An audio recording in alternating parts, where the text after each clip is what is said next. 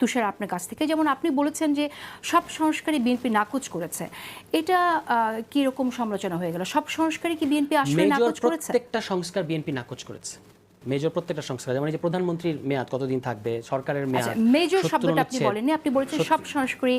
হ্যাঁ, মানে সব সংস্কার, প্রায় সব সংস্কার। আপনি কথা বলছেন বিএনপি নির্বাচনে ডাকে জনগণ সাড়া দিচ্ছে না, এই যে জনগণ সাড়া দিচ্ছে না, এটা আপনি কি করে বুঝলেন? আমি এখনো মনে করি বিএনপি মহাসচিব গতকাল বা আজকে সম্ভবত বলেছেন যে আমাদের স্বার্থের বিরুদ্ধে গেলে, স্বার্থের বিঘ্ন ঘটলে আমরা রাস্তায় নামবো। তা আমি তাদেরকে আহ্বান জানাচ্ছি বিনয়ের সাথে, আপনি আবার একটা পরখ করতে পারেন ঈদের পরে, যে আন্দোলন, নির্বাচনের দাবিতে আন্দোলন করে বাংলাদেশের জনগণ এটাতে সাড়া দেয় কিনা। আমার খুবই পরিষ্কার এই ব্যাপারে অবজারভেশন আছে যে বাংলাদেশের জনগণ নির্বাচনের দাবিতে আন্দোলন সাড়া দেবে না। এবং আপনার সাথে আপনি তো বলে দিয়েছেন অলরেডি দিচ্ছে না তো আপনি দেখেন দিচ্ছে না, বুঝলেন কি করে? বোঝা যাচ্ছে তো মানুষের মধ্যে তো নির্বাচন নিয়ে কোনো ধরনের,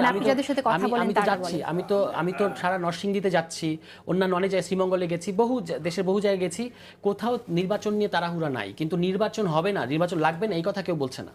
সবাই বলছে যে এই সংস্কারগুলো করে অবশ্যই। আমি তো আপনার সাথে আগেও বলেছি যে নির্বাচন ছাড়া বাংলাদেশে অন্য কোনো গতিমুখ নাই, বাংলাদেশ মিশন না, নির্বাচন হবেই। কিন্তু নির্বাচন, এই যেমন আজকে যে বক্তব্য মহাসচিব মহোদয়ের, যে নির্বাচন যদি না দেয় তাহলে আমরা আন্দোলনে নামবো, এটা তো ওই মানে থ্রেট করার মতো, যে আপনি যদি নির্বাচন না দেন তাহলে নির্বাচনটাই মূল ইস্যু দাঁড়াচ্ছে। আমরা কিন্তু বলছি যে নির্বাচনকে কেন্দ্র করে সমস্ত কিছু বলবো না।